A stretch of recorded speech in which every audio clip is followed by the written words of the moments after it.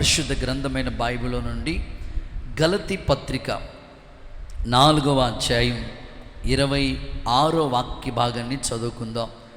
గలతీ పత్రిక 4వ అధ్యాయం 26వ వాక్య భాగాన్ని చదువుదాం. అయితే పైనున్న యెరూషలేము స్వతంత్రముగా ఉన్నది. ఓకే, అది మనకు తల్లి.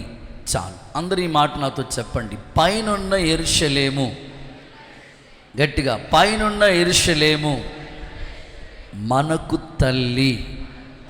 చప్పట్లు కొడుతూ యేసయ్యకు ఒకసారి మహిమ చెల్లిస్తారా? గట్టిగా హల్లెలూయా. పరిశుద్ధ గ్రంథంలో అపోస్తలుడైన పౌలు గలతీ సంఘానికి చెప్తూ పైనున్న యెరూషలేము మనకు తల్లి అన్నాడు. యెరూషలేము అంటే బైబిల్లో మనం చూస్తే యెరూషలేము అనే మాటకి అర్థం విశ్రాంతి. విశ్రాంతి దొరికే చోటు ఏది అంటే దేవుని సంఘమే. యెరూషలేము 3 రకాల యెరూషలేములు ఉన్నాయి బైబిల్ గ్రంథంలో. భౌతికంగా ఆధ్యాత్మికంగా మనం ఆలోచిస్తూ ఉంటుంటే భూమి మీద ఉన్న సంఘము ఒక యెరూషలేము. ప్రస్తుతం మీరు కూర్చున్నారు కదా, దేవుని మందిరం అనే యెరూషలేము ఒక యెరూషలేముగా పిలువబడుతుంది. అలాగే పైనున్న యెరూషలేము అంటే నూతన యెరూషలేము, పరలోక పట్టణం. సో మనం ఈ ప్రయాస అంతా దేవుని రాజ్యం కొరకే కదా. అలాగే భౌతికంగా కనిపించే యెరూషలేము అంటే అన్ని దేశాలకి మెయిన్ సెంటర్గా, మిడిల్ ప్లేస్గా ఉన్న యెరూషలేము. సో ఖచ్చితంగా ఆధ్యాత్మికంగా ఆలోచించాలంటే సింపుల్గా యెరూషలేము అంటే తల్లి, యెరూషలేము అంటే సంఘం. ఇప్పుడు దైవజనుడు ఏమని మాట్లాడుతున్నాడంటే పైనున్న యెరూషలేము మనకి తల్లి. గతంలో నేను మీకు తల్లి గురించి మదర్స్ డేకి ఆ సబ్జెక్ట్ చెప్పాను. ఈరోజు ఈ తల్లి అనే పదానికి ఇంగ్లీష్లో మదర్ అని పిలుస్తాం. సో మదర్ యొక్క ప్రాముఖ్యతను గురించి చాలా విలువైన మాటలు ఈ ఉదయకాలం మీతో పంచుకోవాలని పరిశుద్ధాత్మ సహాయంతో ఈ స్థలం ముందు నేను నిలిచి ఉన్నాను. ఇప్పుడు సంఘం అనే తల్లి, ఇక్కడ కూర్చున్న మనమందరం కూడా సంఘ సభ్యులం, క్రీస్తు రక్తంతో కడగబడిన వాళ్ళం. వధువు సంఘముగా మనమందరం సిద్ధపడాలి. ఇప్పుడు తల్లిని లేదా సంఘాన్ని నువ్వు ఎప్పుడైతే తల్లిగా భావిస్తూ ఉంటావో నీ ఆధ్యాత్మికమైన జీవితం ఎప్పుడు కూడా స్థిరపరచబడుతూనే ఉంటుంది. చాలామంది ఆత్మీయ స్థితిని మనం చూస్తూ ఉంటుంటే సంఘాన్ని నిర్లక్ష్యం చేస్తూ ఉంటారు. ప్రియులారా, నువ్వు సంఘాన్ని నిర్లక్ష్యం చేస్తున్నావంటే నీ తల్లిని నువ్వు నిర్లక్ష్యం చేస్తున్నట్లు. సంఘము చాలా ప్రాముఖ్యమైనది. క్రీస్తు రక్తం ఇచ్చి కొనబడిన వాళ్ళం మనం. యేసయ్య సంఘాన్ని ఎలా స్థాపించాడంటే క్రీస్తు స్వరక్తం ఇచ్చి సంపాదించిన సంఘము అన్నారు. సంఘ స్థాపన కొరకు యేసయ్య తన ప్రాణాన్ని అర్పణగా బలిగా అర్పించాడు. మరి ఇలాంటి విలువ పెట్టి కొనబడిన సంఘాన్ని నువ్వు తల్లిగా భావిస్తున్నావా?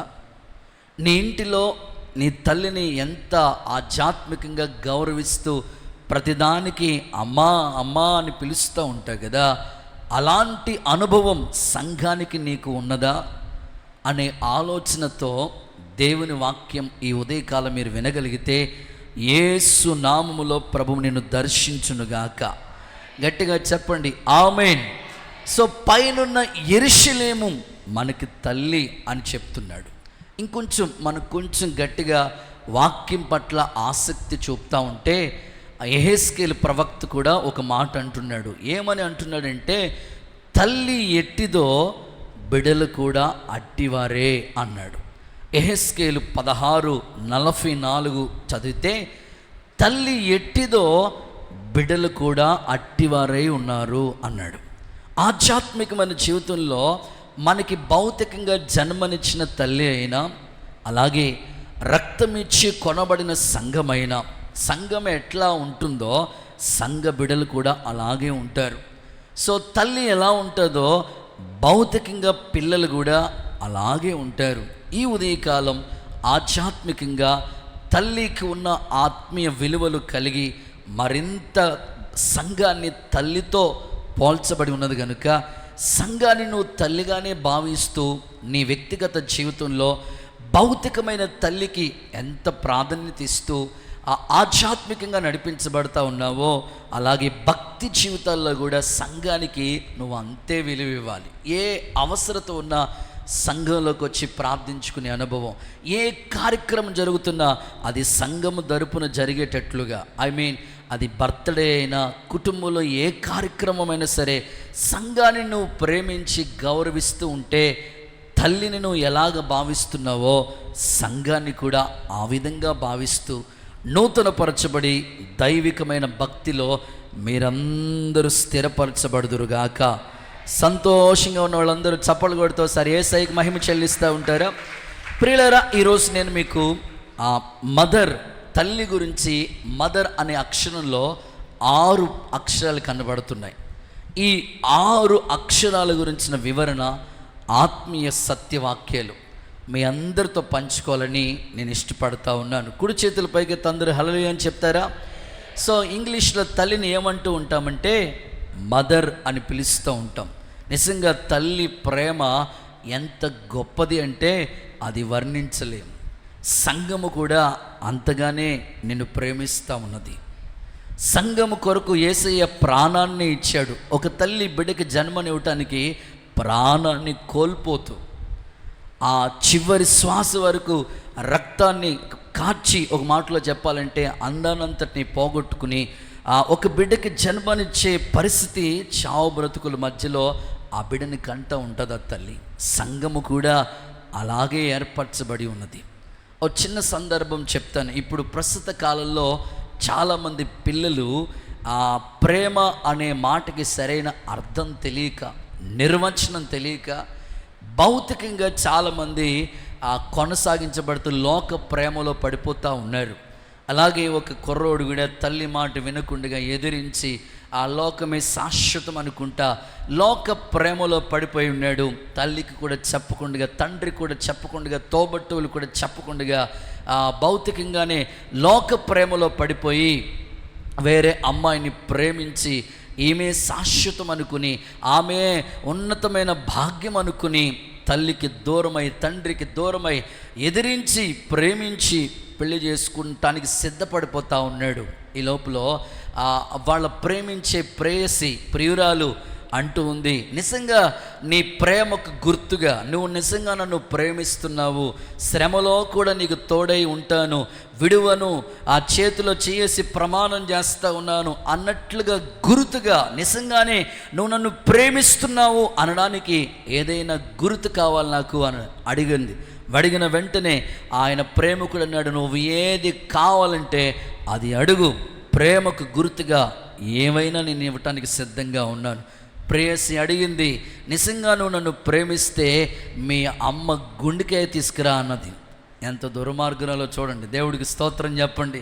పేరుకి ప్రేయసి, మీ అమ్మగారు గుండెకాయ తీసుకురా అన్నది.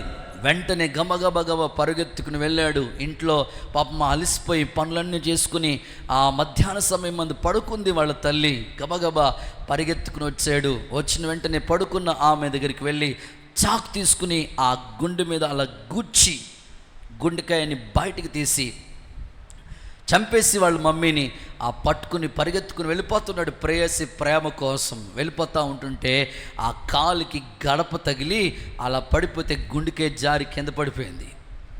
అప్పుడు ఆ గుండెకాయ మాట్లాడుతుందంట, నాయనా బాబు కాలుకి ఏమైనా దెబ్బ తగిలిందా అంటుందంట. అది తల్లి ప్రేమ. చప్పట్లు కొడుతూ యేసయ్యకి ప్రేమ, ఆయన ప్రేమకు ఒకసారి గట్టిగా చప్పట్లు కొట్టండి ప్రభునామాన్ని బట్టి. సో నిజంగా ఈరోజు తల్లులందరికీ నేను ఒక సేవకుడిగా ఆ దేవుని ప్రేమను పంచే తల్లులుగా మీరు ఎప్పుడు ఉంటూ ఉంటారు. నిజంగా ఏ కష్టం వచ్చినా మనం ఎవరిని పిలుస్తాం చెప్పండి? ముళ్ళు గుచ్చుకుంది ఎవరంటారు మీరు? నాయనా అంటావా? అమ్మా అంటున్నావు. సో మా తల్లి కూడా 2013లో ప్రభులో మహిమలోకి చేర్చబడి ఉంది.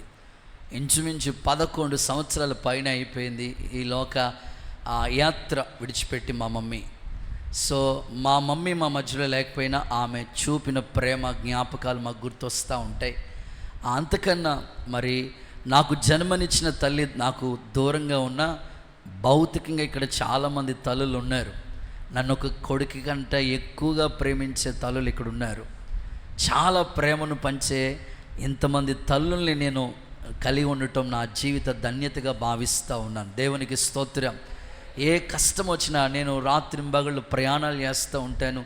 ఎప్పుడు తింటామో ఎప్పుడు పడుకుంటామో తెలియదు. సో సేవలో అహర్నిశలు ప్రయాసపడుతున్నప్పుడు వస్తూ ఉంటారు కొంతమంది తల్లులు. ఆదివారం మాత్రమే కాకుండా మధ్యలో కూడా వచ్చి, బాబా తిన్నావా, ఆరోగ్యం జాగ్రత్త, ప్రయాణాలు చేస్తూ ఉన్నావు, సేవలో పరిగెడుతున్నావు అని చాలామంది తల్లులు అంత ప్రేమను పంచుతూ ఉన్న తల్లులను బట్టి నేను నిజంగా కృతజ్ఞత చెల్లిస్తూ ఉన్నాను. ఈరోజు తల్లి ప్రేమను వర్ణించలేం. అలాగే సంఘము కూడా అంత ప్రేమ కలిగి ఉండాలి. ఆప్యాయతను పంచే సంఘముగా ఉండాలి. పైనున్న యెరూషలేము మనకి తల్లి. నిజంగా ఆత్మీయ జీవితంలో సంఘంలోకి వచ్చినప్పటికీ తల్లి ప్రేమ వాళ్ళకి అర్థమయ్యేటట్లుగా తల్లి ప్రేమ వాళ్ళకి కనబడాలి. ఇక్కడ ఒక విశ్వాసిగా నీవు తల్లి ప్రేమను పంచే స్థితిలో ఉండాలి. ఎందుకంటే నువ్వు సంఘములో ఒక సభ్యుడు కాబట్టి తల్లికి ఉన్న మనసు నీలోకి రావాలి. తల్లికున్న ఆ క్వాలిటీ, ఆ గుణం నీలోకి రావాలి. తల్లి ప్రేమను పంచేవాడిగా ఉండాలి. లేదంటే ఆత్మీయ జీవితంలో త్రొట్టిల్లిపోతూ ఉంటాం. చాలా సంఘాలు, భౌతిక సంఘాలు, చాలా లోకంలో ఎన్నెన్నో సంఘాలు ఉన్నాయి. నేను ఒకసారి గూడాల అనే ప్రాంతానికి వెళతా ఉన్నాను. అప్పట్లో సైకిల్ మీద సేవా పరిచర్య. కొత్తగా సేవకు వచ్చిన సంవత్సరానికి ఒక పాస్టర్ గారు నాకు సైకిల్ ఇచ్చారు. బాబు సేవ చేయి బాబు అని. ఆ సైకిల్ మీద సేవ చేస్తూ ఉన్నాను. గూడాల అనే ప్రాంతానికి సైకిల్ తొక్కుంటూ పోతూ ఉన్నాను. ఎత్తు రోడ్ నుంచి ఇలా కట్టవాలి, రైట్కి లెఫ్ట్కి కట్టవాలి. సో నేను కొంకాపల్లి దాటి ఎత్తు రోడ్ నుంచి ఇలా లెఫ్ట్కి కట్ అయి వెళ్తూ ఉంటుంటే అక్కడ రోడ్డు పక్కన ఒక కాలనీ ఉంది. ఆ పైన పెద్ద ఆర్చ్ పెట్టి అక్కడ ఒక సంఘం పేరు రాశారు. ఏ సంఘం రా అని అట్లా చూస్తే బుడబొక్కల సంఘం అంట ఆ సంఘం పేరు. స్తోత్రం చెప్పండి సార్. నేను చూసి ఆశ్చర్యపోయారు. ఓరే నాయన, వీళ్ళకి కూడా సంఘం ఉందా అనుకున్నాను. ఆటో వాళ్ళకి ఒక యూనియన్ ఉంది, వాళ్ళ ఓ సంఘం ఉంది. రిక్షా వాళ్ళకి మాట్లాడరా భక్తులు ఓ సంఘం ఉంది. ఒక కులానికి ఒక సంఘం ఉంది. వాళ్ళ కులం వాడు ఏదైనా సరే ఆ కృంగిపోతూ దీనస్థితిలోకి వెళ్ళిపోయాడు అనుకోండి, కులం వాళ్ళందరూ కలిసి వాడిని పైకి తీసుకురావాలని కలిసి ఎన్నో చేయటానికి ప్రయత్నం చేస్తూ ఉంటారు. మరి ఈ రోజున సంఘంలో ఈ ప్రేమ ఏమైపోయింది? ఎవరికి వాళ్ళే స్వేచ్ఛ అలా కోరుకుంటూ ఉంటే ఎట్లా? సంఘములో ఒక తల్లి ప్రేమను పంచేటట్లుగా నువ్వు ఎందుకు ఉండట్లేదు? నాకెందుకులా నువ్వు ఎందుకు అనుకోవాలి? సంఘ సభ్యుడు కాబట్టి తల్లి లాంటి ప్రేమ నీలో కనబడాలి. యేసు నామములో సంఘ బాధ్యతలు భరించేటట్లుగా యేసయ్య మీ కట్టి కృపను అనుగ్రహించునుగాక. ఎవరికైనా బాగోకపోయినా వెంటనే వెళ్ళి పలకరించే స్థాయి, ఏ కష్టాల్లో ఉన్న కనీసం వాళ్ళ గురించి మోకాళ్ళు వేసి 10 నిమిషాలు ప్రార్థన చేసే స్థితి సంఘంలో ఒక విశ్వాసిగా నీకు ఉండాలి. తల్లితో పోల్చాడు సంఘాన్ని. ఈరోజు ఆ అనుభవాల గుండెగా యేసునాథుడు మిమ్మల్ని నడిపించునుగాక. ఓకే, త్వరగా నేను వెళ్తా ఉన్నాను. తల్లి ఎట్టిదై ఉండాలి అంటే ఆ ప్రశ్నకు ఆన్సర్ ఇంచుమించు 6 అక్షరాలు ఉన్నాయి. తల్లిని ఇంగ్లీష్లో మదర్ అని రాసుకోండి, MOTHER. సో ఈ ఒక్కొక్క పదానికి అర్థం చెప్తాను. ఆ అర్థమే కాదు, అందులో ఒక్కొక్క పదంలో ఒక్కొక్క స్త్రీ, ఒక్కొక్క తల్లి యొక్క స్వభావాలు మీతో పంచుకుంటాను. గుడ్. సో తల్లి అనే పదాన్ని ఇంగ్లీష్లో మదర్ అంటాం కదా. సో మొదటి అక్షరం చెప్పండి, M.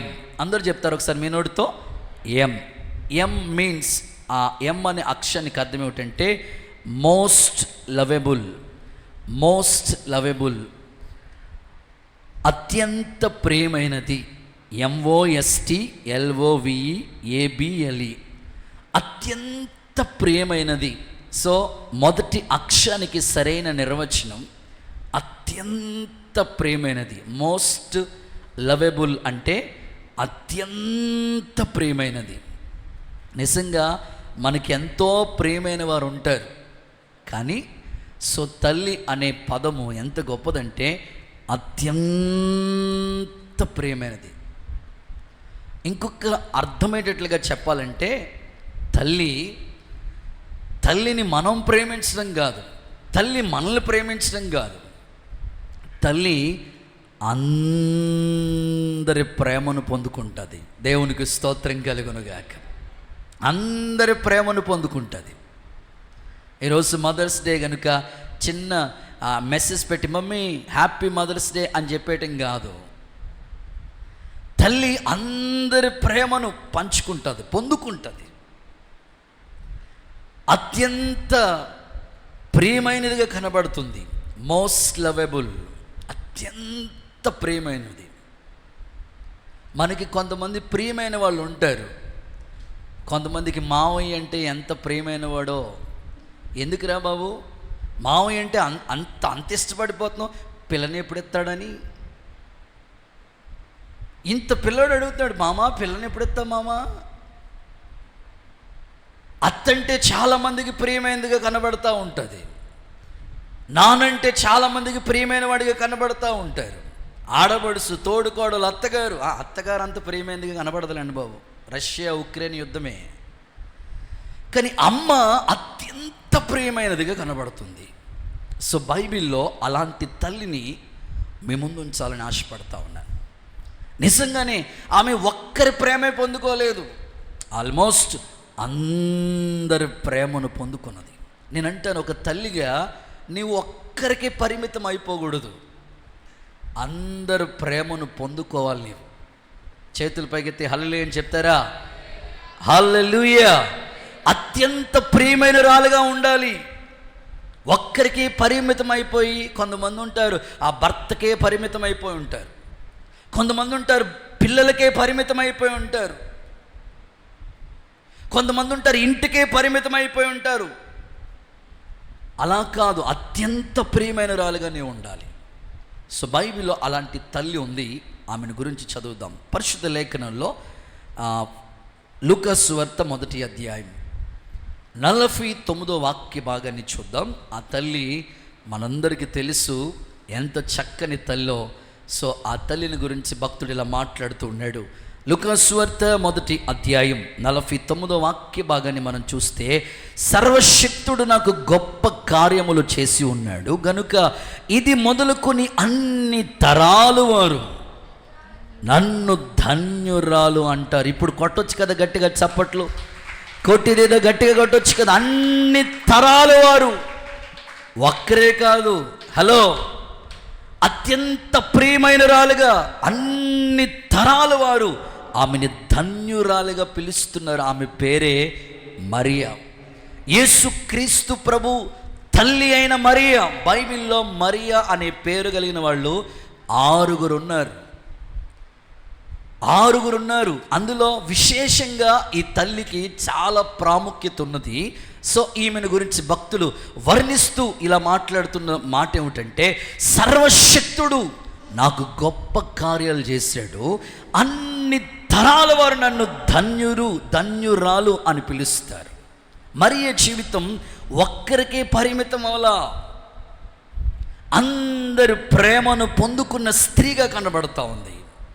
ఈరోజు ఆత్మీయ జీవితంలో కూడా దైవికమైన భక్తి చేస్తున్న స్త్రీలు లేదా సంఘం, నువ్వు అందరి ప్రేమను పొందుకున్న వాడిగా ఉండాలి.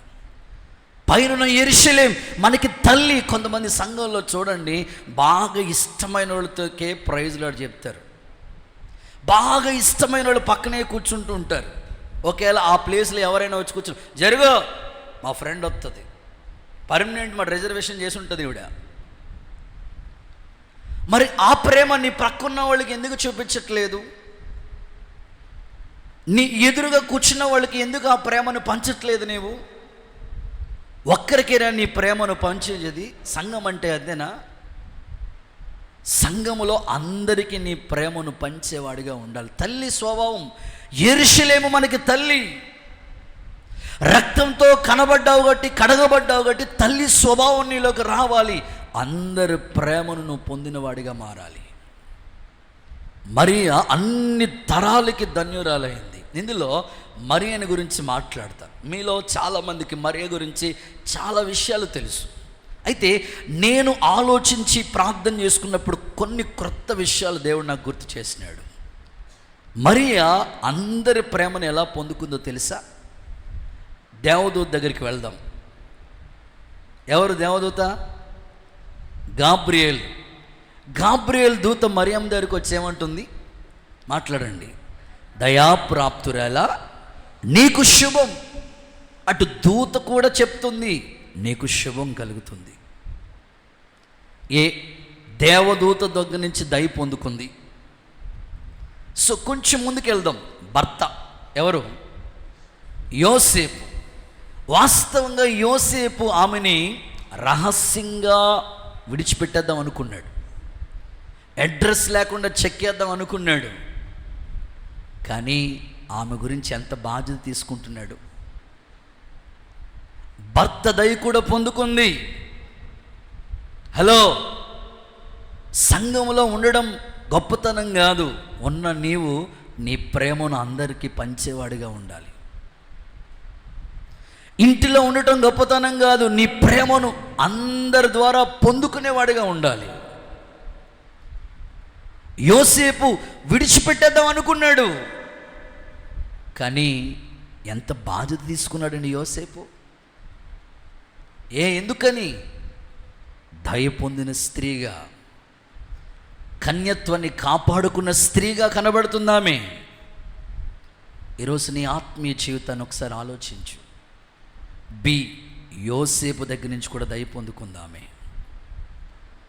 యోసేపు కూడా ఆమెను బాధ్యత తీసుకుంటా ఉన్నాడు. సరే, అక్కడితో అయిపోయిందా? కొంచెం ముందుకు మనం చదువుకుంటా పోతే అక్కడ గొర్రెల కాపర్లు మనకు కనబడుతూ ఉంటారు. గొర్రెల కాపర్లు చెప్పిన మాటల్ని ఆమె తలపోసుకుంటా ఉందంట. అటు గొర్రెల కాపర్లు కూడా మరియ జీవితం ఎలా ఉందంటే, నిజంగా తల్లి అంటే ఇలా ఉండాలండి. ఏం తల్లి అండి, మంచి బిడ్డకు జన్మనిచ్చిందండి. గొర్రెల కాపరితో ఆగిపోయిందా? కొంచెం ముందుకెళ్తే సుమయోను, ఎలిజబెత్తు, స్త్రీలలో నువ్వు ఆశీర్వదించబడిన దానివి. ఈరోజు మీ ఆత్మీయ జీవితంలో మరియా అందరి యొక్క ప్రేమను పొందుకున్న స్త్రీగా ఉన్నది. ఈరోజు నీకు వాక్య ఉపదేశం అర్థమైతే, యేసు నామములో సంఘములో నీ బాధ్యత ఏమిటంటే, నీకు ఇష్టమైన వాళ్ళకే ప్రైజ్లాడు చెప్పి, నీకు ఇష్టమైన వాళ్ళతోనే బాగా ఫోన్ చేసి పలకరించుకుని గంటలు గంటలు మాట్లాడి, అలా ఉంటే సంఘంలో నీ ఆత్మీయ స్థితి ఏమీ వర్ధిల్లదు. అందరితో సాధ్యమైనంతవైతే అందరితో సమాధానంగా ఉండండి. ఒక విశ్వాస యొక్క బాధ్యత, నువ్వు సంఘానికి తల్లి లాంటి గుణలక్షణం నీలోకి రావాలి. పరిశుద్ధాత్ముడు ఈ మాటల ద్వారా నిన్ను హెచ్చరించునుగాక, ఈ మాటల ద్వారా నిన్ను సరిచేయునుగాక. అందరూ ప్రేమను పొందుకున్న వ్యక్తిగా మరి అలాంటి తల్లి స్వభావం ఈ మదర్స్ డే సందర్భంగా యేసునాథుడు మనకు అనుగ్రహించునుగాక. గట్టిగా హల్లెలూయా. సరే, అక్కడితో అయిపోయిందా మరియమ్మ? హలో, అక్కడితో మరియమ్మ చాప్టర్ క్లోజ్ అయిందా? కాదే. యేసుక్రీస్తు ప్రభు సిలువకు అప్పగించబడుతున్నప్పుడు గుర్తు చేసుకోండి, ఎంత బాధ్యత నెరవేర్తించిందండి. యేసు ప్రభు చెప్తున్నాడు, ఇదిగో నీ కుమారుడు, ఇదిగో నీ తల్లి. అంటే అక్కడ యోహానికి ప్రియమైందిగా మారింది, యేసు ప్రభు కూడా ప్రియమైందిగా మారిపోయింది. చదువుదాం అన్నమాట. యోహాను సువార్త 19వ అధ్యాయం 26వ వాక్య భాగాన్ని చూడండి ఒకసారి.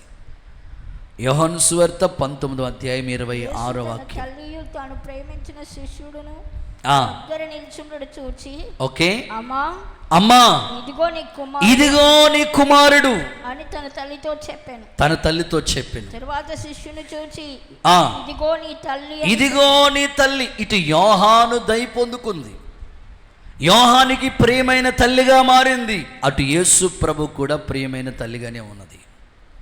ఈరోజు సంఘములో పైనున్న యెరూషలేము అనే సంఘం. సో ఇక్కడ క్రీస్తు రక్తమిచ్చి కొనబడిన సంఘం అందరికీ ప్రేమైన వ్యక్తిగా, సంఘములో నీ బాధ్యత ఒక తల్లి లాంటి స్వభావం. ఇశ్రాయేలు మధ్య నేను తల్లిగా ఉన్నాను అని భక్తురాలు ప్రవచించినట్లు అందరికీ ప్రేమైన వ్యక్తిగా. సో మనము కొంతమందిని ఇష్టపడటం కాదు, మనల్ని అందరు ఇష్టపడేటట్లుగా.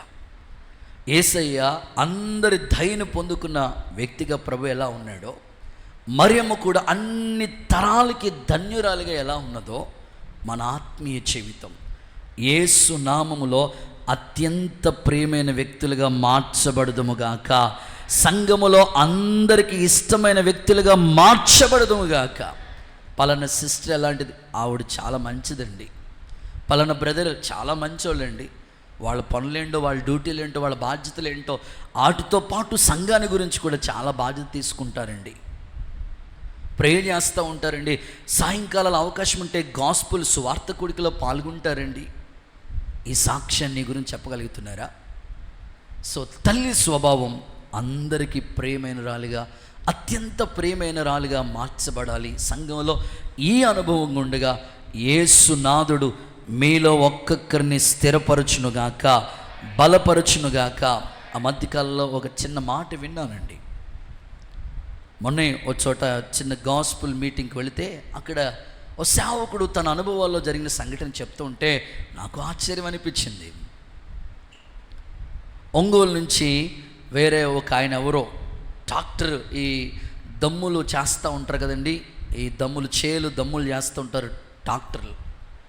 ఆ దమ్ములు చేయటానికి, చేనే దున్నటానికి, ఆ దుక్కు చేయటానికి ఆ దమ్ములు ట్రాక్టర్ ఒక ఆయన ఒంగోలు నుంచి తీసుకుని వచ్చి విజయవాడ అటు సైడు అట్లాగా వెళ్తూ అనేక కొన్ని రైతుల దగ్గరికి వెళ్ళి వాళ్ళ దగ్గర కాంట్రాక్ట్ తీసుకుని ఎకరాలు చేనులు దమ్ము చేసి డబ్బులు సంపాదించుకుని వెళ్ళే బ్యాచ్ అన్నమాట. సో ఆయన అలాగే కష్టపడి, చాలా ట్రాక్టర్లు ఉన్నాయి, కొంతమంది డ్రైవర్లను అప్పగించేసి ఆయన మిగతా పనులు చూసుకుంటూ ఉంటాడు. అందులో ఒక డ్రైవరు కొత్తగా వచ్చాడట.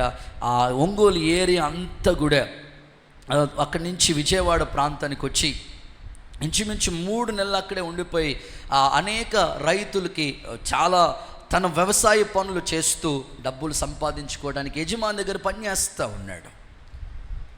ఈ దమ్ము చేసేటప్పుడు చేలో చాలా 5 ఎకరాలు 10 ఎకరాలు కంటిన్యూగా, కొన్నిసార్లు నిద్రలుండు కంటిన్యూగా వర్క్ చేస్తూ ఉంటారు.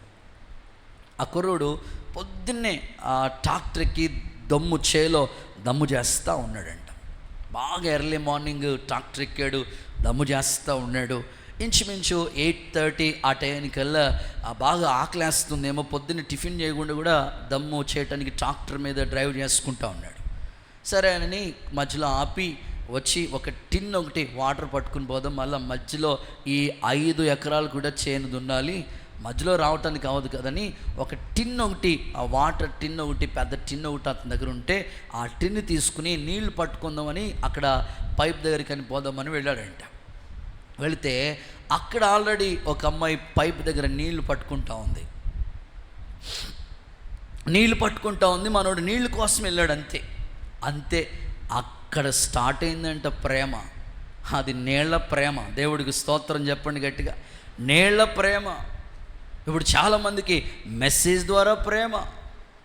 ఈ ప్రేమ ఎంత గొప్పదంటే నీళ్లు పట్టుకోవడానికి వెళ్తే అక్కడ ప్రేమించింది ఎవరిని? ట్రాక్టర్ డ్రైవర్ని. అత్యంత ప్రేమ పొందుకుందో అంతే. ఫిక్స్ అయిపోయింది వాడు ఏం చేస్తాడో, వాళ్ళకి ఏంటో ఏం అస్సలు డీటెయిల్స్ అనవసరం. ఒక్క చూపుతోనే అంతే ప్రేమ కలయిక. ప్రేమలో లీలమైపోయింది. అత్యంతమైన ప్రేమను పొందుకుంది. నేను చేసుకుంటే వీడినే చేసుకుంటానని కూర్చుంది. తల్లి చెప్పిందట, తండ్రి చెప్పాడంట, అమ్మ ఆయన ఎవరో తెలియదు. అందులోకి నీ చదివి ఏంటి? బీటెక్ చదువుకున్నావు, నువ్వు ట్రాక్టర్ డ్రైవర్ని పెళ్లి చేసుకోవటం ఏంటి? కుదరదు. నీకు తెలుసా, నాకు తెలుసా? కొంతమందికి బాగా తెలుసు. నీకు తెలుసా? ఇట్లాగా మాట్లాడుతూ తల్లిని తృణీకరించి, ఎదిరించి, రకరకాలుగా మాట్లాడి అంతే వారం తిరగకుండగానే ఆ ట్రాక్టర్ డ్రైవర్తో కలిసి వెళ్ళిపోయింది, వాళ్ళ ఇంటికి వెళ్ళిపోయింది, ఒంగోలు వెళ్ళిపోయిందంట. వెళ్ళిపోతే బాధ, విచారకరమైన సంగతి ఏమిటంటే ఆల్రెడీ ఆయనకి పెళ్ళయింది, 2 పిల్లల తండ్రి. ఇప్పుడు ఈ అమ్మాయి బీటెక్ చదువుకుని 2 పిల్లల తండ్రిని పెళ్లి చేసుకోవటం అంటే ఎంత భయంకరమైన స్థితి అండి. ఈరోజు చాలామందిలో లోక సంబంధమైన, భౌతిక సంబంధమైన, శారీర సంబంధమైన ప్రేమతో ఆకర్షించబడుతున్నారు, కానీ దైవికమైన ప్రేమ వాళ్ళలోకి రావట్లేదు. తల్లి చెప్పిన వినట్లేదు ఈరోజు పిల్లలు. ఈ ఉదయకాలం ఒక ఉపదేశాన్ని దేవుడు నీకు చెప్తున్నాడు. నువ్వు సంఘములో దైవికమైన ప్రేమ కలిగిన వాడిగా ఉండు, లోక ప్రేమలకి ఆకర్షించబడకు. యేసు నామములో ప్రభు నిన్ను దర్శించునుగాక. గుడ్. 2వ అక్షరానికి వస్తుంది, సెకండ్ వన్. మదర్ అనే అక్షరంలో 2వ పదం చెప్పండి. ఓ. గట్టిగా చెప్తారు ఒకసారి మీ నోటితో. హలో పలకండి, చదువు రాలేని వాళ్ళకి కూడా అర్థమయ్యేటట్లుగా నేను చెప్తున్నాను. ఓ. ఓ అనే అక్షరానికి అర్థం ఏంటంటే అవుట్ స్టాండింగ్. అవుట్ స్టాండింగ్ అంటే తెలుగులో సరైన అర్థం అత్యుత్తమమైనది. అత్యుత్తమమైనది. అత్యుత్తమమైనది అంటే ఉత్తమమైనవి కొన్ని ఉంటాయి, సో దానికంటే అత్యుత్తమమైనది. పిల్లలు, యవనస్తులు ప్రత్యేకంగా మీ తల్లి గురించి మీరు చక్కగా అర్థం చేసుకోవాలి. నీ తల్లి ఎలాంటిదో తెలుసా? భూమి మీద ఉన్న వాళ్ళు ఎంతోమంది నీ ఎదుట ఉండొచ్చు, వాళ్ళందరికంటే కూడా అత్యుత్తమమైనది నీ తల్లే. సో పిల్లలు ఆ విధంగా తల్లిని నువ్వు భావించగలిగితే సో మీ జీవితాలు ఎంతో ఆశీర్వాదకరంగా ఉంటాయి. చాలామంది పిల్లలు తల్లిని అత్యుత్తమ స్థానంలో ఉంచరండి. వాళ్ళకి తల్లి అంటే ఎలాగంటే సర్వెంట్ గర్ల్. వాళ్ళ అమ్మ ఎలాంటిదంటే ఆ పిల్లలకి సర్వెంట్. టిఫిన్ చేయాలా, భోజనం చేయాలి, అవసరమైతే జళ్ళ కూడా వాళ్ళ అమ్మ వేయాలి. ఏంటో అర్థం కాదు, ఇంకా అమ్మ చేత పనులు చేపిస్తావు. నువ్వు ఎదుగుతున్నావు కదా, కాలేజీ స్టేజ్కి వచ్చావు. తల్లిని అత్యుత్తమ స్థానంలో నువ్వు చూడాలి. తల్లి ఆ యొక్క అవుట్ స్టాండింగ్, అత్యుత్తమమైనది. సో ఈ అనుభవాల గుండగా సంఘం ఉండాలి. సంఘం కూడా నీకు ఎలా ఉండాలంటే అత్యుత్తమం. నీకు ఎన్నో ఉన్నాయి, ఉద్యోగం ఉన్నది, బాధ్యత, అది ప్రభుత్వం. చాలామంది గవర్నమెంట్ ఉద్యోగం అండి, మేము చేసేది గవర్నమెంట్ ఉద్యోగం అండి. అసలు ఏమనుకున్నారు పాస్టర్ గారు, మేము గవర్నమెంట్ జాబ్ హోల్డర్స్ అండి. గుడ్. ఉద్యోగం గవర్నమెంట్దే, చాలా సంతోషం. నేనంటాను సంఘము లేదా సేవ పరలోక గవర్నమెంట్ది. ఇది దేవుడికి స్తోత్రం చెప్పండి. సో సంఘము అత్యుత్తమమైనది. ఒక ఊరున్నది అనుకోండి, ఆ ఊరికి వార్డు మెంబర్ ఉంటాడు, వార్డుకే పరిమితమైన. ఊరుందంటే ఆ ఊరికి ప్రెసిడెంట్ ఉంటారు, ఆ ఊరికే పంచాయతీ ప్రెసిడెంట్, సచివాలయానికి ప్రెసిడెంట్, అంతే, సర్పంచ్. మండలం ఉందంటే దానికి ఒక్కరే ఎమ్మెల్యే ఉంటారు. తర్వాత ఇంకొంచెం జిల్లా, ఆ తర్వాత ఎంపీ, తర్వాత స్టేట్ ఒక్కరే ముఖ్యమంత్రి ఉంటాడు. ఆ తర్వాత దేశానికి వెళ్తే ప్రధానమంత్రి ఒక్కడే ఉంటాడు. కానీ సేవ ఎంత గొప్పదంటే అత్యున్నత ప్రపంచ దేశాలకి ఒక్కడే ప్రభు. దేవునికి స్తోత్రం కలుగునుగాక. సంఘము కూడా నీకు ఎన్నో ఉన్నాయి. నీ పని ఉంది, ఉద్యోగం ఉంది, చదువు ఉంది, కాలేజీ ఉంది. వీటన్నిటికంటే అత్యున్నత స్థానంలో నువ్వు చూడాలి సంఘాన్ని. కానీ ఈరోజు అలా చూడలేదు కదా. అన్నీ అయిపోయిన తర్వాత సంఘం కావాలి వాళ్ళకి. అన్నీ అయిపోతాయి. పాస్టర్ గారు ఏదో మీరు అలా వచ్చి ప్రార్థన చేసేసి పండి. నీ పుట్టినరోజైనా పెళ్లి రోజైనా ఇంట్లో ఏ కార్యక్రమం జరుగుతున్నా సంఘానికి సంబంధం ఉండాలి. అత్యున్నత స్థానంలో నువ్వు చూడాలి సంఘం. ఇప్పటికే చాలామంది ఇక్కడ ఉన్నారు సంఘాన్ని అంతగా ఆ స్థానంలో చూసేవాళ్ళు, తల్లిలాగా అలాగా భావించే వాళ్ళు ఉన్నారు, చాలామంది ఉన్నారు. ఒకవేళ మీతో చెప్తున్నాను, ఆ స్థాయి మీకు లేకపోతే ఈ రోజు నుంచి సంఘాన్ని నువ్వు ఎలా చూడాలంటే, నీ ఉద్యోగం కన్నా, నీ వ్యాపారం కన్నా, నీ ఇంటి కన్నా, నీ బైక్ కన్నా, నీ స్కూటీ కన్నా, నీ కారు కన్నా ఉన్నత స్థానంలో సంఘం ఉండాలి. అలా చూడగలిగితే నువ్వు 7 గంటల ప్రార్థన అయితే, 6 గంటలకు ప్రార్థన అయితే ఖచ్చితంగా ముందుగానే సంఘాన్ని ప్రేమించడానికి, లేదా సంఘంలో ఏ కార్యక్రమాలు జరుగుతున్నా, అది ఏ కార్యక్రమం అయినా, సిబిసి జరిగినా, చర్చ్ ఓపెనింగ్ జరిగినా, వీధి కూటం జరిగినా, సో నీకు సంఘానికి ఒక బంధం ఉంది. అత్యున్నతమైన స్థానంలో చూడాలి నువ్వు సంఘాన్ని, అత్యుత్తమమైనది. సో బైబిల్లో అత్యుత్తమమైన తల్లులు చాలామంది ఉన్నారు. అందులో ఒక తల్లి గురించి నేను మీతో మాట్లాడతాను. చదవండి పరిశుద్ధ గ్రంథమైన బైబిల్లో నుంచి సంఖ్యాకాండం 26వ అధ్యాయం 59వ వాక్య భాగాన్ని చూస్తే అక్కడ ఒక తల్లి మనకు కనబడుతుంది. ఆమె నిజంగానే అత్యుత్తమమైన తల్లి అని చెప్పడంలో ఏ మాత్రం కూడా సందేహం లేదు. సంఖ్యాకాండం 26:59. కహాతు అమ్రామును కనెను. అమ్రాము భార్య పేరు యొకెబెదు. అమ్రాము భార్య పేరు యొకెబెదు. ఆమె లేవి కుమార్తె. ఓకే, ఐగుప్తులో ఆమె లేవికి పుట్టెను.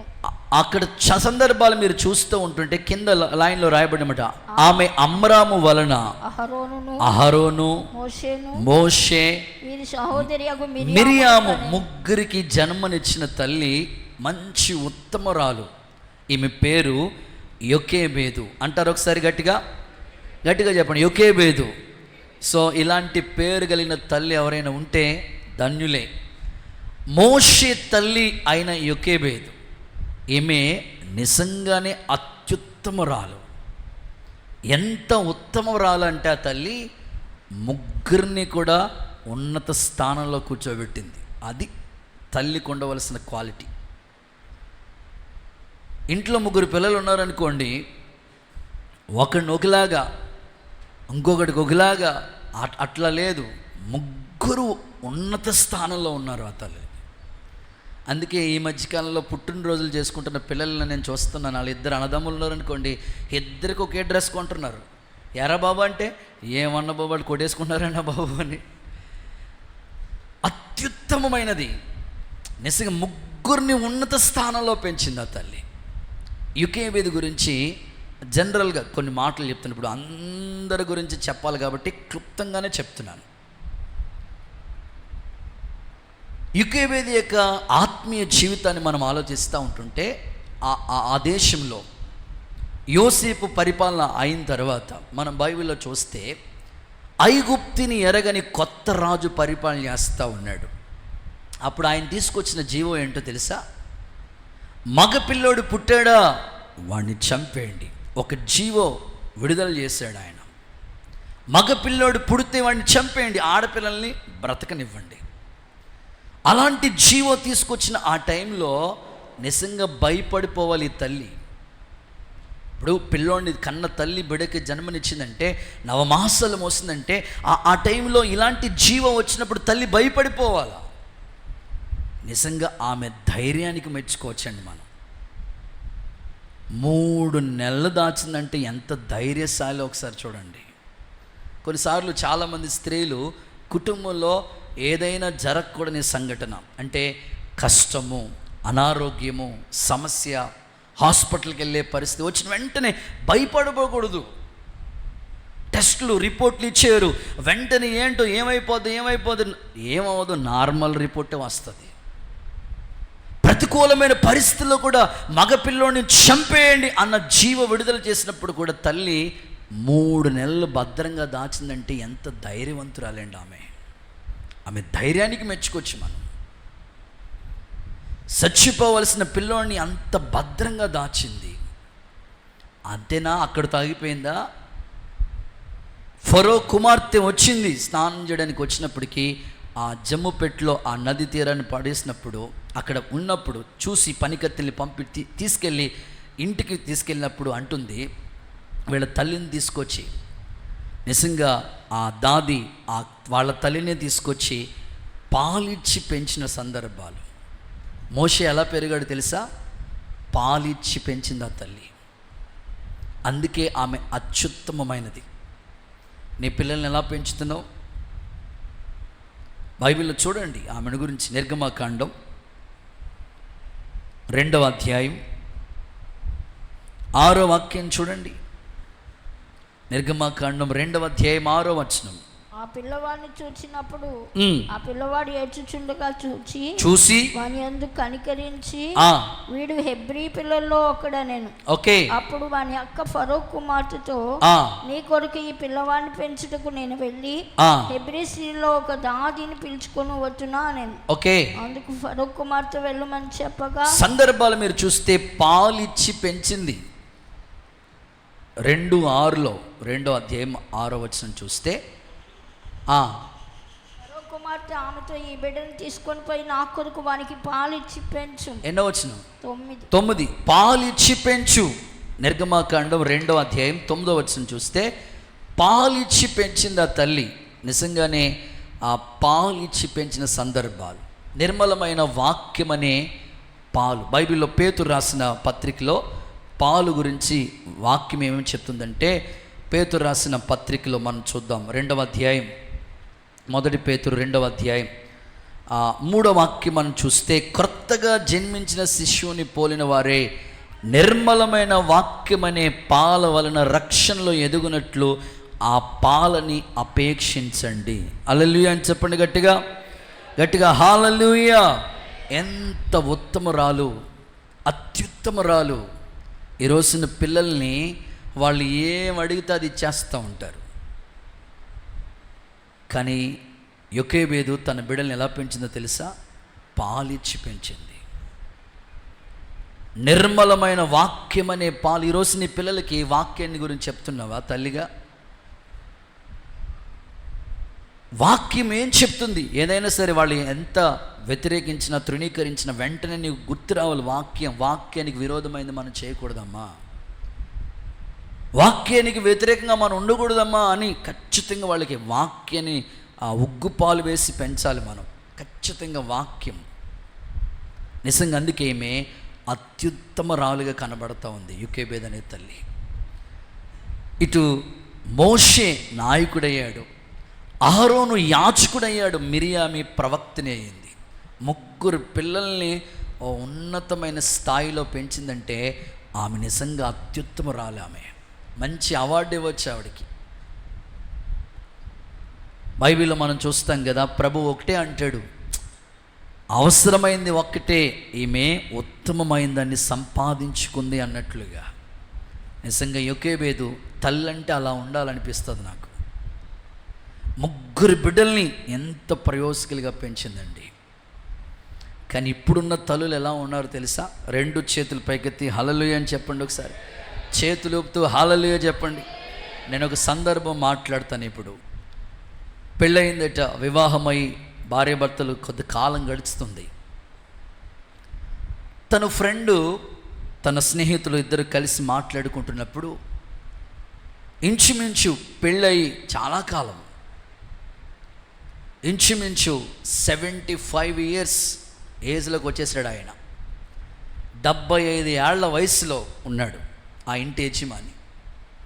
తన స్నేహితుడు ఇద్దరు ఎప్పుడో ఏదో సందర్భంలో వాళ్ళు కలిసి మాట్లాడుకుంటూ ఉంటే, అరే బాబు, ఈ 75 సంవత్సరాలు ఇంతకాలం మీరు గడిచిపోయారు, మీ భార్యాభర్తల మధ్యలో అంటే ఉత్తమమైందని అనే దాని గురించి మీతో మాట్లాడుతున్నాను. మీ భార్యాభర్తల మధ్యలో ఉన్న బంధం ఇంతకాలం, మేబీ 25 సంవత్సరాల వయసులో నీకు పెళ్ళయి ఉంటే 75 ఇప్పుడు నీ ఏజ్ అంటే 50 సంవత్సరాల భార్యాభర్తల మధ్యలో ఉన్న బంధం. సో ఇంత అద్భుతంగా కొనసాగించబడింది. నువ్వు ఎప్పుడు చాలా స్ట్రాంగ్గా ఉంటావేంటి? చూడండి, చాలామంది పురుషులు మీరు చూడండి, చాలా స్ట్రాంగ్గా ఉంటారు, చాలా బలంగా ఉంటారు, చాలా స్ట్రాంగ్గా ఉంటారు. 75 ఏళ్ల వయసులో కూడా ఆయన చాలా స్ట్రాంగ్గా ఉన్నాడు. బాడీ చాలా ఫిట్నెస్, చాలా స్ట్రాంగ్గా ఉన్నాడు. తన స్నేహితుడు అడిగాడంట, అరే బాబు, ఈ 75 ఏళ్ల వయసులో కూడా నువ్వు ఎంత స్ట్రాంగ్గా ఉన్నావేంటి? ఇంత స్ట్రాంగ్గా ఉండడానికి గల కారణం ఏంటి? భార్యాభర్తల మధ్యలో వివాహం అయిన కొద్ది కాలానికే, 6 నెలలకో 3 నెలలకో 2 సంవత్సరాలకో రకరకాల ప్రాబ్లమ్స్ ఎదుర్కొంటూ ఉంటారు. బీపీ, షుగర్, రకరకాల లేనిపోని టెన్షన్లు, ఫ్యామిలీ ప్రాబ్లమ్స్ ఎన్నో ఉంటాయి కదా. అయినా సరే నువ్వు 75 ఏళ్ల వయసులో కూడా ఇంత స్ట్రాంగ్గా ఎలా ఉన్నావురా బాబా, ఇంత స్ట్రాంగ్గా ఎలా ఉన్నావని స్నేహితుడు అడుగుతుంటుంటే ఆయన చెప్పాడంట, నేను ఇంత స్ట్రాంగ్గా ఉండడానికి కారణం వాకింగ్ చేస్తాను. హల్లెలూయా చెప్పండి ఒకసారి. వాకింగ్ చేస్తాను. అవునులే, వాకింగ్ చేసేవాళ్ళు చాలామంది ఉన్నారు. హలో, వాకింగ్కి చాలామంది వెళ్తూ ఉంటారు. వాకింగ్కి వెళ్ళినంత మాత్రం ఇంత స్ట్రాంగ్గా ఉండరు. ఏదో రహస్యం ఉంది. నువ్వు ఏం తింటావు, అసలు నీ ఫుడ్ ఏంటి, నీ ఇంట్లో పరిస్థితులు ఎలా ఉంటాయి చెప్పు. అసలు ఏం లేదు, నా ఫుడ్ అవేం కాదు, కానీ అంత వాకింగ్ రహస్యమే. వాకింగ్ అందరూ చేస్తారు కదా, వాకింగ్ నువ్వు చేస్తుంటా. లేదండి, ఈ 75 ఏళ్ల వరకు ఎంత స్ట్రాంగ్గా ఉన్న ఫ్యామిలీలో పిల్లలతో ఎంతో స్ట్రెస్, ఎంతో ఇబ్బంది ఏర్పరచబడిన పరిస్థితులు ఉంటాయి కుటుంబంలో. పిల్లోడు మాట వినరు, వాడు కుదురుండక ఎక్కడికో కాలేజీకి వెళ్ళి ఎన్నో సమస్యలు తీసుకొస్తాడు, వాడిని కొడతా ఉంటాడు, వీడిని కొడతా ఉంటాడు. ఇన్ని సమస్యలు ఉంటాయి ఫ్యామిలీలో. పిల్లల్ని పట్టించుకోవాలి, భార్యను చూసుకోవాలి, కుటుంబాన్ని పోషించాలి. అయినా సరే ఎంత స్ట్రాంగ్గా ఎలా అంత వాకింగ్ రహస్యం బాబు, వాకింగే. అవునా, ఎట్లా బాబు 75 సంవత్సరాలు వాకింగ్ ఎంత ఆరోగ్యంగా ఉంటా? అవును బాబు, వాకింగే. మీ ఫ్యామిలీలో ప్రాబ్లం రాలేదా? భార్యాభర్తల మధ్యలో గొడవలు, పోలీస్ కేసులు ఇలా ఏమీ రాలేదు. అంత వాకింగ్ రహస్యమే. అవునా, వాకింగ్ చేస్తే ఎంత ఆరోగ్యంగా ఉంటారు, ఎంత స్ట్రాంగ్గా ఉంటారా? నేను చేస్తాను కానీ పొద్దున్నే వెళ్తాను వస్తాను అంతే. లేదు బాబు, నా వాకింగ్కి నీ వాకింగ్కి చాలా తేడా ఉన్నది. హల్లెలూయా అని చెప్పండి ఒకసారి. ఎట్లాగో తెలుసా, నా ఇంట్లో ప్రాబ్లం రాకుండా, మా భార్యాభర్తల మధ్యలో సమస్యలు రాకుండా ఉండడానికి కారణం ఏంటో తెలుసా? వాకింగ్కి పొద్దున్న 5 గంటలకు వెళ్తాను. పొద్దున్న 5 గంటలకు వెళ్తే సాయంకాలం 10 గంటలకు వస్తాను. అప్పుడు దాకా మాట్లాడండి, అప్పుడు దాకా వాకింగే. మరి భార్యాభర్తల మధ్యలో ఎప్పుడు మాట్లాడుకుంటారు? మా భార్యాభర్తల మధ్యలో గొడవలు రాకపోవడానికి కారణం వాకింగ్ రహస్యం. పొద్దున్న 5 గంటలకు వెళ్తే మాట్లాడండి అమ్మ తల్లులారా. రాత్రి 10 గంటలకు వచ్చాడంటే ఈ మనిషి ఇంకెప్పుడు పిల్లలతో మాట్లాడతాడు, ఇంకెప్పుడు భార్యను పట్టించుకుంటాడు. మేమిద్దరం గొడవలు రాకుండా, విడిపోకుండా ఈ 75 సంవత్సరాలు ఇంతగా స్ట్రాంగ్గా ఉండడానికి కారణం పొద్దున్న 5 గంటల నుంచి సాయంకాలం 10 గంటల దాకా ఆవిడ నిద్రపోయినప్పుడు వస్తాడు మనోడు. ఎంత ఉత్తమరాలో చూడండి ఆవిడ. దేవుడికి స్తోత్రం చెప్పండి. ఇంట్లో బాధపడలేక ఆయన ఎక్కడికి వెళ్ళిపోయాడు. ఎంత ఉత్తమరాలమ్మ ఆవిడ. హల్లెలూయా. అలాంటి వాళ్ళు ఉంటే ఒకసారి హల్లెలూయా చెప్పండి అమ్మ. హల్లెలూయా. ఉంటారు. ఇంట్లో భర్తకి నిద్ర రానివ్వరు, తిన్న కుదురుగా ఉండేవారు. మొత్తం జుట్టంతా ఊడిపోవాలి. అసలు ఎందుకు కట్టుకున్నావు నువ్వు? అసలు ఎంత ఉత్తమరాలో ఏమే. ఇక నోరు మాట్లాడిందంటే బంగాళాఖాతమే, మున్సిపాలిటీ చెత్తే. ఇలా ఉండకు నువ్వు. నీకు భర్తకి నిద్ర లేకుండా నీ పిల్లల్ని పట్టి ఇట్లా ఉండొద్దు. ఇలాంటి ఉత్తమరాలుగా ఉండొద్దు. బైబిల్లో ఉన్న ఉత్తమరాలైన స్త్రీగా ఉండు నువ్వు. చాలామంది కుటుంబాల్లో గొడవలు సృష్టించేసి ఇలాంటి ఘనకార్యాలు చేస్తూ ఉంటారు. భర్త మీద తిరిగి మళ్ళీ కేసేడుతూ ఉంటారు. వీళ్ళు ఎంత ఉత్తమరాల్లో. మాకు డాక్రా టీం ఉంది, ఏమన్నా తేడా వచ్చిందంటే సమాజంలో తీసుకెళ్ళిపోతాం. రేపొద్దున్న నువ్వు భర్తని అవమానించి ఆ నలుగురు మధ్యలో నిలబెడితే నీ భర్త నీతో ఎలా కాపురం చేస్తాడు చెప్పు? ఇలాంటి అనవసరమైన అత్యుత్తమైన ఇలాంటి పనులు చేయొద్దు. చేస్తే నీ పిల్లల్ని దేవుని కొరకు పెంచిన యోకేబేదు లాంటి అత్యుత్తమరాలని తల్లిలాగా మీరు ఉండాలి. యేసు నామములో కృప మిమ్మల్ని కమ్ముకొనుగాక. గట్టిగా హల్లెలూయా. భర్త ఈ పొద్దున్న వెళ్ళిపోయి సాయంకాలానికి వస్తారంటే ఇంట్లో బాధపడలేక, నాకు వాకింగే బాగుంది బాబు, అందుకే ఎంత స్ట్రాంగ్గా ఉన్నా నీవుడితో వస్తే. అందుకే బైబిల్లో ఉంది కదా, ఆ గయ్యాలతో కాపురం చేయడం కంటే బాబా చెప్పేస్తున్నారమ్మా బాబు, మిద్ది మీద మూలలు ఉండటం బెటర్ అంట.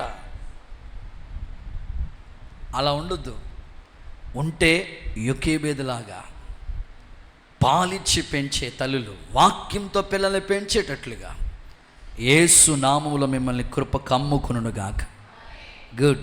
మూడవది, third one, tea means teacher. Mother అనే అక్షరంలో మూడవ పదం టీచర్, ఉపాధ్యాయురాలు. ఒక తల్లి గుడ్ టీచర్ అండి, మంచి ఉపాధ్యాయురాలు. నేను అంటాను, బిడ్డలకి పాఠాలు తల్లి ఒడిలోనే నేర్చుకోవాలి. వాడు స్కూల్కి వెళ్ళిపోయి ఏదో ఉద్ధరించేస్తాడని కాదు, కానీ మంచి టీచర్ ఎక్కడో తెలుసా? తల్లి ఒడిలోనే ఆ బిడ్డకి మంచి టీచింగ్ రావాలి. నేనంటాను, బైబిల్లో కూడా మంచి తల్లులు ఉన్నారు. ఉత్తమమైన తల్లులతో పాటు ఉపాధ్యాయురాలుగా ఉన్న తల్లులు కూడా ఉన్నారు. నిజంగానే వారి గురించి చదువుతూ ఉన్నప్పుడు ఆశ్చర్యం అనిపిస్తుంది. చూడండి, బైబిల్లో సామెతల గ్రంథం 1వ అధ్యాయం 8వ వాక్య భాగాన్ని ఒకసారి ఇక్కడ ఒక ఉపదేశాన్ని మనం నేర్చుకుంటాం. సామెతలు 1:8, 1వ అధ్యాయం 8వ వాక్య భాగాన్ని మనం చూస్తే, నీ తండ్రి ఉపదేశం ఆలకింపు. ఓకే, నీ తల్లి చెప్పే బోధను త్రోసివేయొద్దు. తల్లి ఎప్పుడు ఉపదేశించేటట్లుగా, బోధించేటట్లుగా,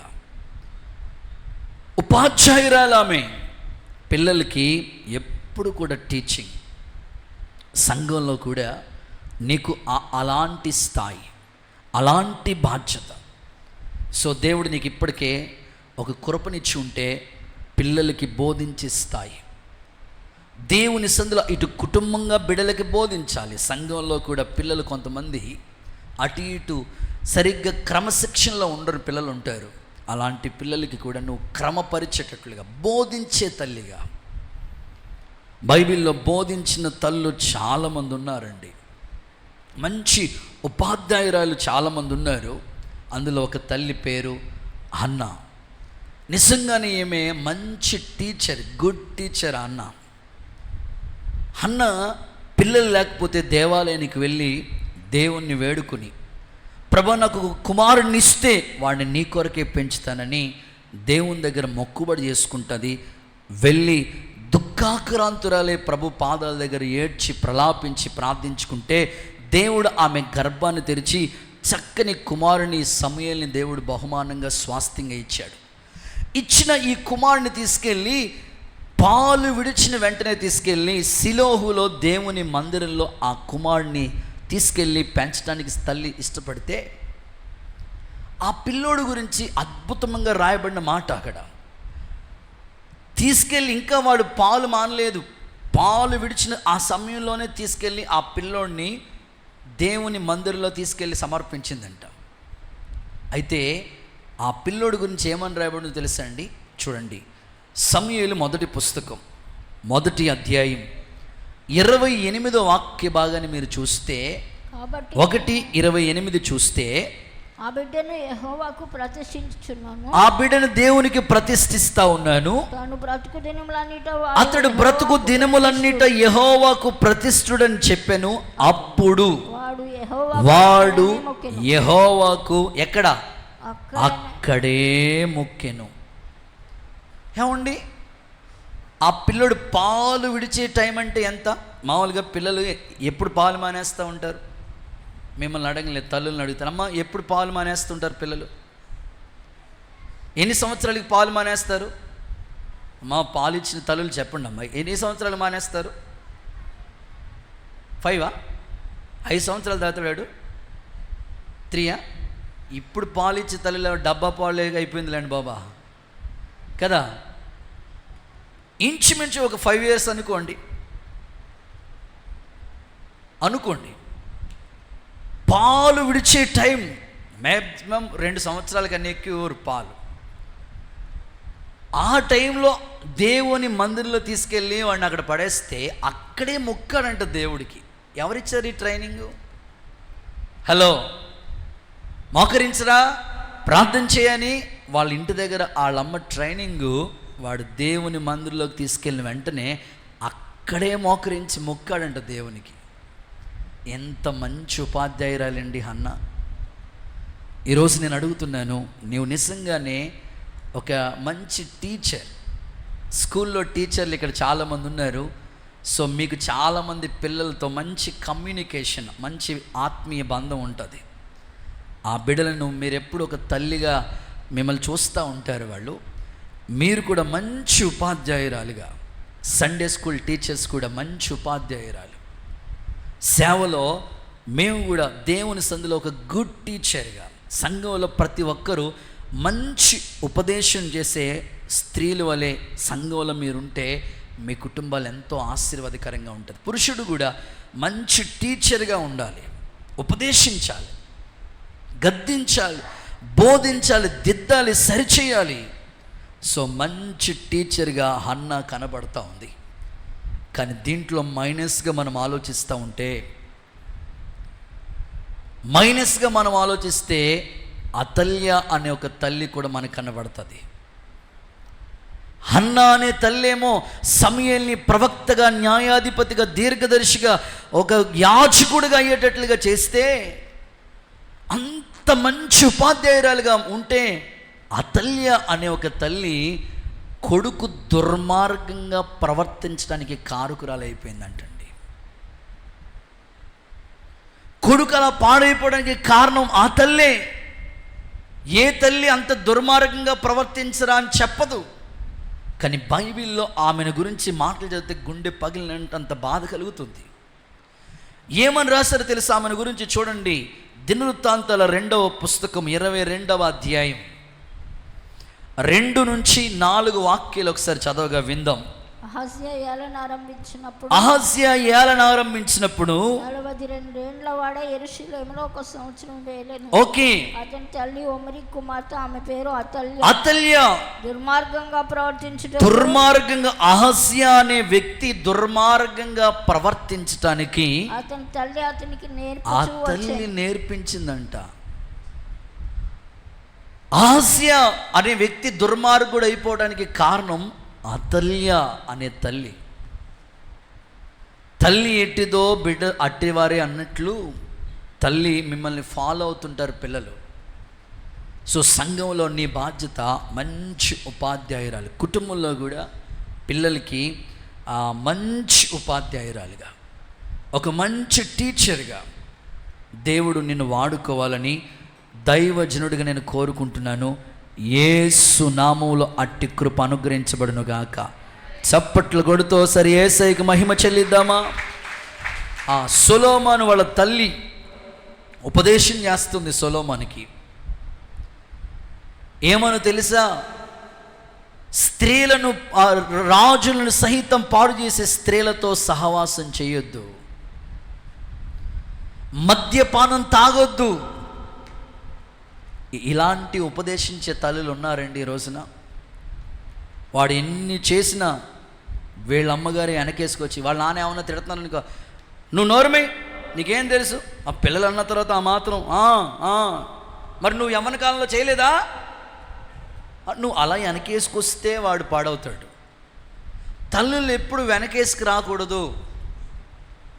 వాడు తప్పు చేస్తుంటే తప్పును తప్పుగా ఖండించాలంతే,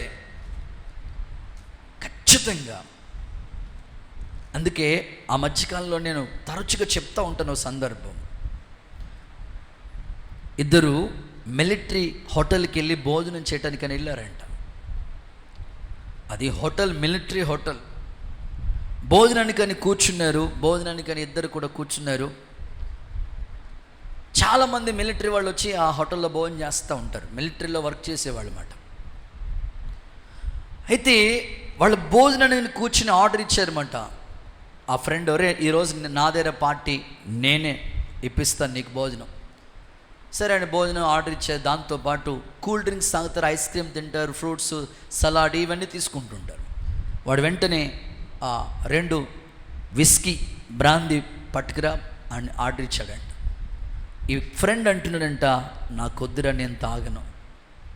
ఒరే, సో ఈ మిలిటరీలో చేసేవాళ్ళకి ఇది కామన్ రా. తాగకుండా నువ్వేం చేస్తావు? జాబు తాగాలి. కొంతమంది అడుగుతుంటారు, కనీసం పాస్టర్ గారు పండగ పూట కూడా తాగకూడదండి, కిస్మిస్ కూడా తాగకూడదు, జీతం వచ్చినప్పుడు కూడా తాగకూడదండి. క్రైస్తవుడు అని పేరు పెట్టుకుని కూడా నువ్వు తాగుతున్నావు అంటే ఎంత దారుణం. ఇలా గుళ్ళోకి వచ్చినండి, ఈ గుడి అయిపోయినండి వెళ్ళటమే బ్రాందీ షాప్కి వెళ్ళిపోయే వాళ్ళు ఉంటారు కొంతమంది. పొద్దున్న పెగ్గయ్యాలి వాళ్ళకి. ఇతను అంటున్నాడు, నాకు వద్దు, బ్రాందీ వద్దు అయ్యా. సరే సిగరెట్ అయినా, స్మోకింగ్ అయినా చేయరా, సిగరెట్ తాగరా, నాకొద్దు. ఒరే, ఈ స్టేజ్లో ఉండి మనం తాగకపోతే షేమ్ అయిపోతుంది. తాగాలి, జీతాలు వస్తున్నాయి, డబ్బు ఉంది కాబట్టి మన ఇష్టం వచ్చినట్లుగా ప్రవర్తించాలి, తాగాలి. ఆ పిల్లోడు అంటున్నాడంట, నేను తాగనని మాట ఇచ్చాను. ఎవరికి మాట ఇచ్చావురా? మా అమ్మ చావు బ్రతుకుల మధ్యలో చచ్చిపోతున్నప్పుడు, నా కుమారుడా నాకు ఒక మాట ఇవ్వరా అన్నది. వెంటనే మా తల్లి చేతిలో చేసి ఒక మాట ఇచ్చాను. నా తల్లి నన్ను అడిగింది, ఎవరే నేను చచ్చిపోతున్నాను కాబట్టి ఇక మీదట నీ ఆలన పాలన చూసుకునేవారు ఎవరు లేరు, కాబట్టి నువ్వు తాగనని, డ్రింకింగ్ చేయనని, స్మోకింగ్ చేయనని, చెడ్డగా ప్రవర్తించనని నాకు మాటి. అంతే, నా తల్లికి మాట ఇచ్చానని. ఆ తల్లి ఆ కుమారుడు చేతిలో చేసి వెంటనే అక్కడే ప్రాణం విడిచిందంట. ఆ స్నేహితుడు ఇతడికి బోధన ఇప్పిస్తూ ఇలా చెప్పినాడంట, నీలాంటి తల్లి నాకుంటే ఎంత బాగుండేదిరా. గట్టిగా చప్పట్లు కొడతారు ఒకసారి. నేను పాడైపోవటానికి, ఇంత సంపాదిస్తున్నాను కానీ పాడైపోవటానికి కారణము నా తల్లి నాకు నేర్పించలేదు, నా తల్లి నాకు బోధించలేదు. ఈరోజు మీ పిల్లలు పాడైపోతున్నప్పుడు గద్దించి, బుద్ధి చెప్పి, హెచ్చరించి, ఈ స్వభావం నీలోకి రావాలి. మంచి ఉపాధ్యాయురాలు కావాలి. యేసు నామములో కృప కమ్ముకునుగాక.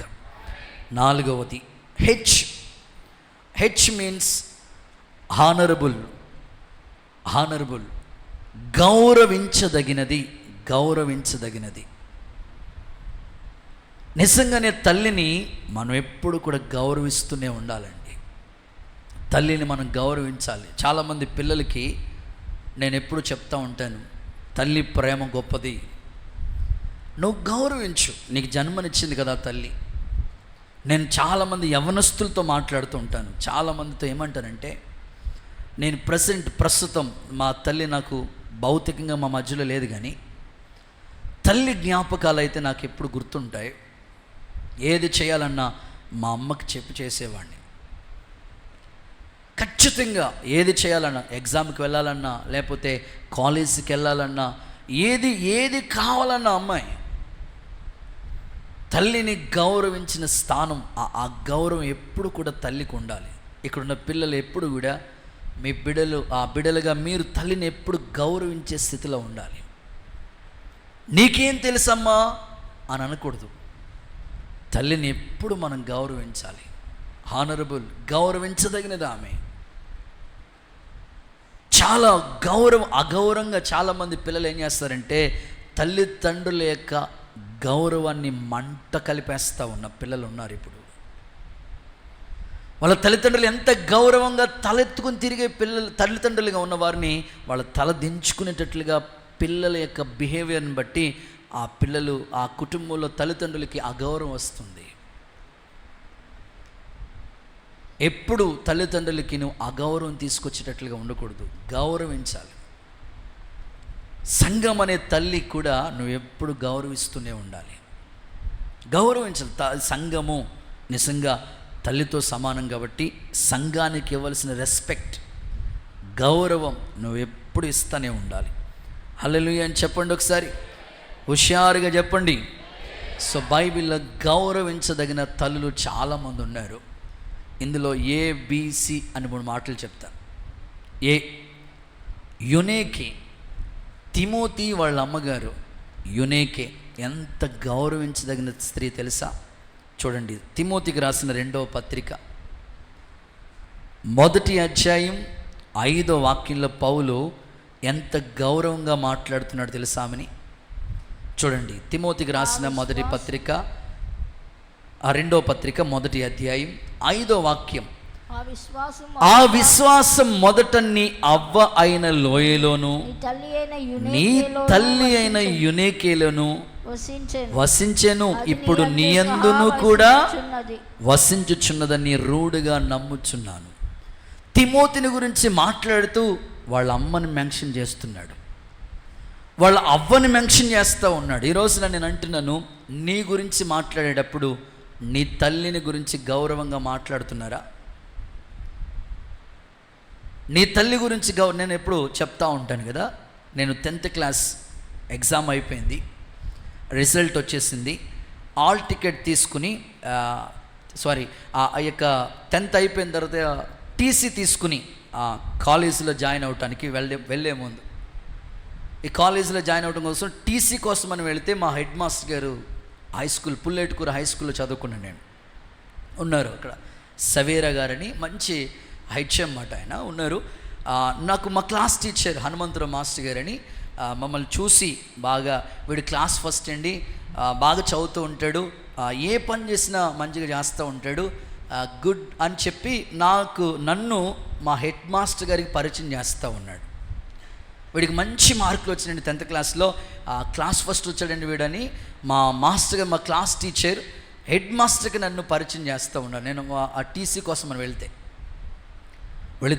అప్పుడు వెంటనే మా హెడ్ మాస్టర్ గారు ఏమన్నారంటే, మీ పేరెంట్ అన్నారు.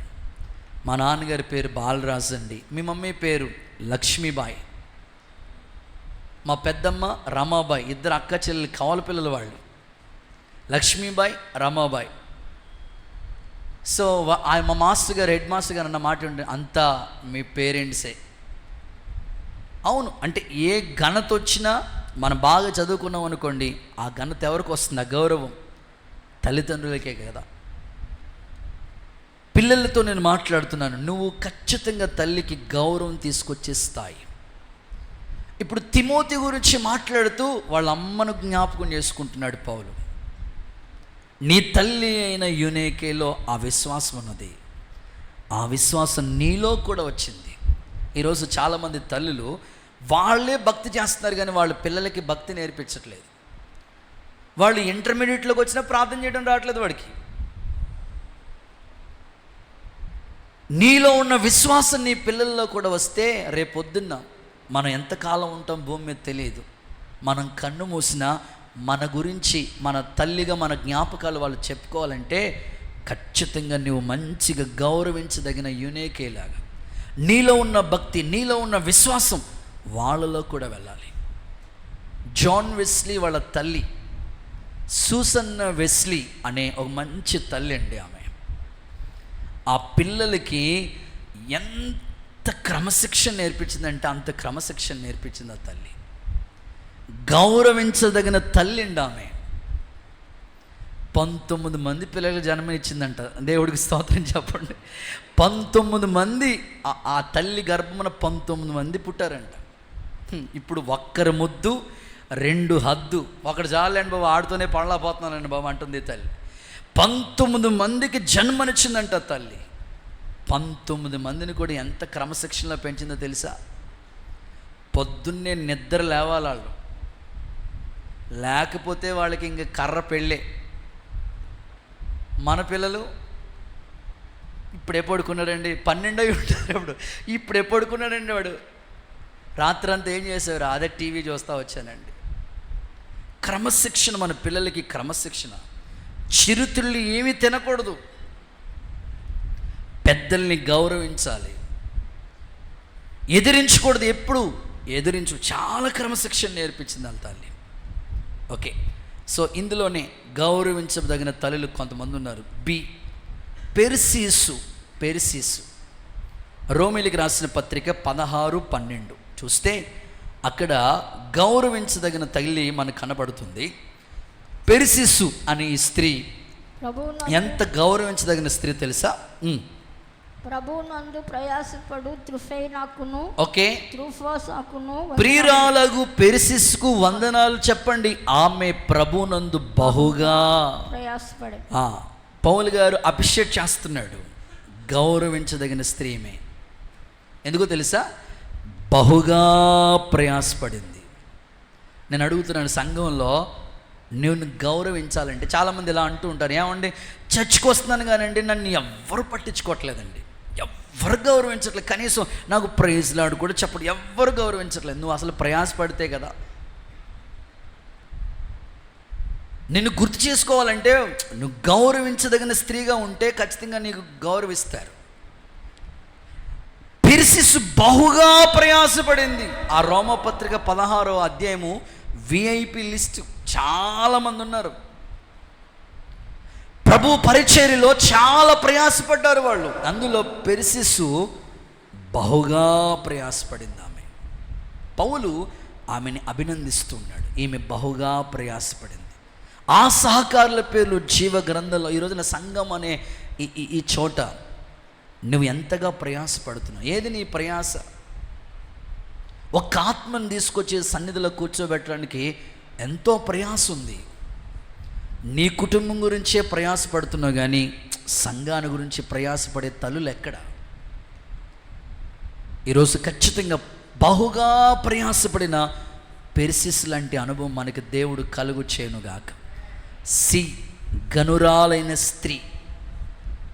రాజుల 2వ పుస్తకం 4వ అధ్యాయం 8 నుంచి 10 వచనాల తర్వాత చదువుకోండి. గనురాలైన స్త్రీ దైవజనుడి కోసం ఇంటి పైన గది కట్టింది, బల్ల పీట అన్ని ఏర్పాట్లు చేసింది.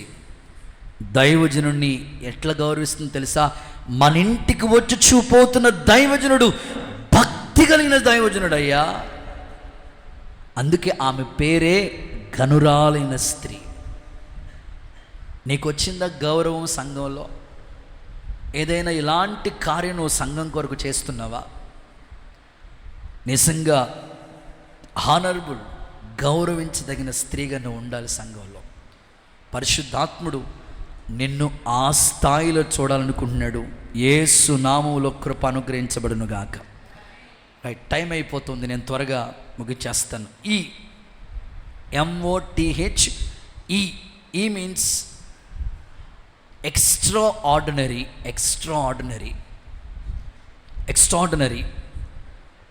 అసాధారణమైనది మాట. ఆర్డినరీ అంటే సామాన్యమైన ప్రజలు, ఎక్స్ట్రాఆర్డినరీ అంటే అసాధారణమైన స్త్రీ, అసాధారణమైనది. నిజంగా తల్లి అసాధారణమైన కార్యాలు కూడా చేస్తూ ఉంటుందండి. మనకు అనిపిస్తూ ఉంటుంది ఇదైతే మనం చేయలేం, కానీ అమ్మ నీకు ఎంత ఓపికమ్మా. మొన్న మధ్యకాలంలో కారులో వెళ్తూ ఉన్నాం మేము. వెళ్తూ ఉంటుంటే అందులో ఒక మేడం గారు ఉన్నారు, అక్క ఉంది, ఇంకొక మేడం గారు కూడా ఉన్నారు, నేను డ్రైవర్, 5 కలిసి వెళ్తా ఉన్నాం. వెళ్తూ ఉంటుంటే ఆ మేడం వాళ్ళ అమ్మ గురించి మాట్లాడుతూ, మా అమ్మకి ఎంత ఓపికండి బాబు, ఎంత ఓపికండి, ఎంత ఓపికంటే అంత ఓపికండి బాబు అసలు. అప్పుడు అక్క అన్నది ఆవిడ గురించి, మీ అమ్మకి అంత ఓపిక కాబట్టే 5 పిల్లల్ని చక్కబెట్టింది, నీకు ఓపిక తక్కువని నీకు ఒక్కడినే ఇచ్చాడు దేవుడు అన్నది. దేవుడికి స్తోత్రం చెప్పండి ఒకసారి. ఓపిక నిజంగా అసాధారణమైంది తల్లి. బైబిల్లో చూద్దామా? రూతు పుస్తకం 1వ అధ్యాయం 16వ వాక్యం. రూతు పుస్తకం 1వ అధ్యాయం 16వ వాక్యాన్ని మీరు చూస్తే, నీ దేవుడే నా దేవుడు, నీ జనమే నా జనం, నిన్ను నన్ను మరణము తప్ప ఏది వేరు చేయదు. అబ్బా, ఎంత ఓపికగా ఉందండి ఈ రూతు, అసాధారణమైన. ఆ పక్కనే ఉంది కదా తోడుకోడలు వార్ప, అత్త బాయ్ బాయ్ అత్త, టాటా అత్త. ఇప్పుడు కోడలంటే మోడల్ అయిపోయింది. అవకాశం దొరికితే చాలు అత్తకి దూరం అయిపోయి వెళ్ళిపోదామనే స్థితిలో ఉంది. కానీ రూత్ అలా కాదు, ఎంత అసాధారణమైన కార్యాలు చేస్తుందండి. ఎక్కడో మోయాబులో ఉంది ఆమె, బెత్లెహేంలోకి వచ్చింది. బెత్లెహేంలో ఉండడం మాత్రమే కాదు, బోయాసు పొలంలో ఎంత బాధ్యతలు తీసుకుంది. చివరికి యేసుక్రీస్తు ప్రభు వంశావళిలో కూడా చేర్చబడింది. అది అసాధారణమైన కార్యం. మోయాబు శపించబడిన ఆమె యేసుక్రీస్తు ప్రభు వంశావళిలోకి వచ్చేసింది. ఈ రోజున సంఘములో స్త్రీ బాధ్యత ఎంతైనా ఉన్నది. నీ ద్వారా సంఘములో అసాధారణమైన కార్యాలు జరుగునుగాక. వీళ్ళు మారరు అలాంటి వాళ్ళని కూడా రక్షణలోకి నడిపించే కృప దేవుడు నీకు అనుగ్రహించునుగాక. ఖచ్చితంగా రూతు అసాధారణమైన స్త్రీగా కనబడుతుంది. ఇందులోనే అబీగయీలు. చెప్పండి ఒకసారి, మీ నోటితో చెప్పండి. గయ్యాలి కాదమ్మో, గయ్యాలి గంప రాకేసి కాదు, పేరు అబీగయీలు. అసాధారణమైన కార్యం ఒకటి చేస్తుంది. సమూయేలు 1వ పుస్తకం 25వ అధ్యాయం 23వ వాక్యాన్ని మీరు చూడండి ఒకసారి. అక్కడ తన భర్త తప్పుని తన తప్పుగా భావిస్తూ ఉంది. చదవమ్మా.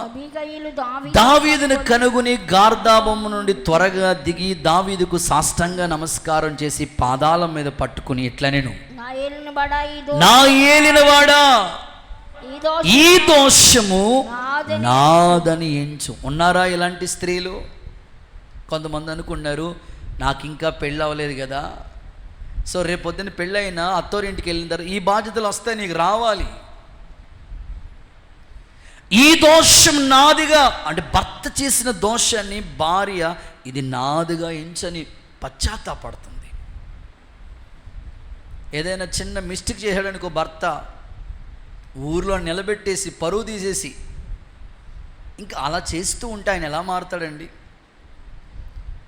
భర్త భార్య ప్రవర్తన చూసి వాక్యం లేకుండానే మారాలంటే ఇలాంటి స్త్రీలు కావాలి. అసాధారణమైన కార్యాలు జరగాలి సంఘంలో. ప్రభువు నీకు సహాయము చేయనుగాక. గట్టిగా హల్లెలూయా.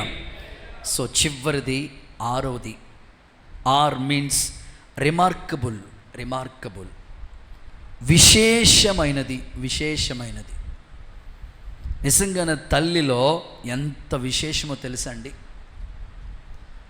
తల్లిని మనం చూస్తుంటేనే ఎంత విశేషం అంటే అంత విశేషం. గుణవతి అయిన స్త్రీ మనకు కనబడుతుంది కదా. చూద్దాం సామెతలు 31:10. గుణవతి అయిన భార్య దొరుకుట అరుదు, అది ముత్యం కంటే విలువైనది, అమూల్యమైనది. ఇందులో విశేషమైన తల్లి గుణవతి అయిన భార్య. ఎంత విశేషమో తెలుసండి. ఈమెలో 7 మంచి లక్షణాలు కనబడతాయి. 31:28 చదవండి. ఆమె కుమారులు ఆమె ఉదయకాలమే నిద్ర లేచిన వెంటనే వాళ్ళు ఏమంటారు తెలుసా? ఆమె కుమారులు 31:28 బ్రదర్, ఆమెను ధన్యురాలు అంటున్నారు. ఆమె కుమారులు ఆమెను ఉదయకాలం లేచి ఏమన్నా తెలుసా? ధన్యురాలు, విశేషమైన స్త్రీ. ఈరోజున నీ పిల్లలు నేను ధన్యురాలుగా ఎంచుతున్నారా అంటే క్వశ్చన్ మార్కే. ఈరోజు గుణవతి అయిన భార్య గురించి అక్కడ చదువుకుంటూ వెళితే భర్త ఆమె మీద నమ్మిక ఉంచుతాడంట. ఎంత విశేషం! ఈరోజున భార్యల మీద భర్తకి నమ్మకం రావట్లేదు. మా ఆవిడ ప్రార్థనకని వస్తుందండి, పేరు ప్రార్థన అంటుందండి, అలాగే ఎక్కడికి వెళ్ళిపోతుందో తెలియదండి. అలా ఉండకూడదు. నువ్వు ప్రార్థనకని వస్తేనే ప్రార్థనకి రావాలి. ఎక్కడికి వెళ్తున్నావు నీ భర్తకి చెప్పేళ్ళు, ఇబ్బంది ఏం లేదు. నీ భర్త నీ మీద అపనమ్మకం ఉంచకూడదు, డౌట్ రాకూడదు. ప్రార్థనకి వెళ్తున్న ధైర్యంగా బైబిల్ తీసుకుని రా, నీ మీద నమ్మిక ఉంచాలంట. ఇంకా ఆమె గురించి చూస్తే భర్తకి ఎప్పుడు మేలు చేస్తూ ఉంటుందంట ఆమె. ఇంకా చదువుకుంటూ వెళితే చీకట్లోనే లేచి ఇంటి వారి నడతలు బాగుగా కనిపెడుతుంది, పని చేయకుండా భోజనం చేయదు. ఎంత మంచి లక్షణాలు ఉన్నాయి, ఎంత విశేషమండి. ఈరోజు ఈ అనుభవాల్లో సాగిపోవటానికి యేసయ్య మనందరికీ కృపను అనుగ్రహించునుగాక. ఈ మదర్స్ డే సందర్భంగా నేను ముగిస్తూ ఉన్నాను. యెరూషలేము మనకి తల్లి, సంఘమే మనకి తల్లి. సంఘంలో నీ పాత్ర ఏంటో తెలుసా? మదర్ అనే అక్షరంలో 6 అక్షరాలు ఉన్నాయి కదా. ఆ పదంలో ఈ 6 అక్షరాలకి తగిన వ్యక్తులు బైబిల్లో మీకు తెలియజేస్తూ వచ్చాను. అలాంటి అనుభవాల్లో మీరు సాగిపోండి. చెప్పండి ఒకసారి. ఎం అంటే మోస్ట్ లవబుల్, అత్యంత ప్రియమైనదిగా ఉండడానికి ఇష్టపడు. ఓ మీన్స్ అవుట్ స్టాండింగ్, అత్యుత్తమైన స్త్రీగా ఉండు. టీ మీన్స్ టీచర్, ఉపాధ్యాయురాలిగా ఉండు. హెచ్ మీన్స్ హానరబుల్, గౌరవించబడిన దానిగా ఉండు. ఈ మీన్స్ ఎక్స్ట్రాడినరీ, అసాధారణమైన స్త్రీగా ఉండు. ఆర్ మీన్స్ రిమార్కబుల్, విశేషమైన స్త్రీగా ఉండు. ఇట్టి కృప దేవుడు మీ అందరికీ అనుగ్రహించునుగాక. అందరూ